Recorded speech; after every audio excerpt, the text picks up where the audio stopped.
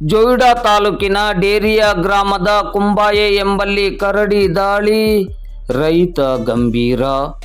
ಜೊಯ್ಡಾ ತಾಲೂಕಿನ ಕಾಳಿ ಹುಲಿ ಸಂರಕ್ಷಿತ ಪ್ರದೇಶದ ಕುಂಬಾರವಾಡ ವನ್ಯಜೀವಿ ವಲಯದ ಡೇರಿಯಾ ಗ್ರಾಮದ ಕುಂಬಾಯೆ ಎಂಬಲ್ಲಿ ಏಕಾಏಕಿ ರೈತರೊಬ್ಬರಿಗೆ ಕರಡಿಗಳು ದಾಳಿ ನಡೆಸಿ ಗಂಭೀರ ಗಾಯಗೊಳಿಸಿದ ಘಟನೆ ಇಂದು ಸೋಮವಾರ ಬೆಳಿಗ್ಗೆ 9 ಗಂಟೆ ಸುಮಾರಿಗೆ ನಡೆದಿರುವ ಬಗ್ಗೆ ಮಾಧ್ಯಮಕ್ಕೆ ಮಾಹಿತಿ ಲಭ್ಯವಾಗಿದೆ.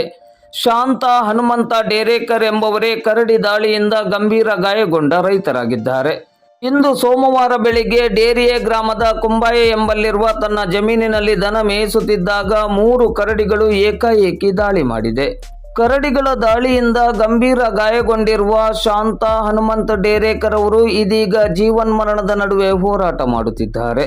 ಕುಂಬಾರವಾಡ ಮತ್ತು ಜೊಯ್ಡಾ ತಾಲೂಕು ಆಸ್ಪತ್ರೆಯಲ್ಲಿ ಪ್ರಥಮ ಚಿಕಿತ್ಸೆಯನ್ನು ನೀಡಿ ಹೆಚ್ಚಿನ ಚಿಕಿತ್ಸೆಗಾಗಿ ಹುಬ್ಬಳ್ಳಿಯ ಕಿಮ್ಸ್ ಆಸ್ಪತ್ರೆಗೆ ರವಾನಿಸಲಾಗಿದೆ ಎಂದು ತಿಳಿದು ಬಂದಿದೆ.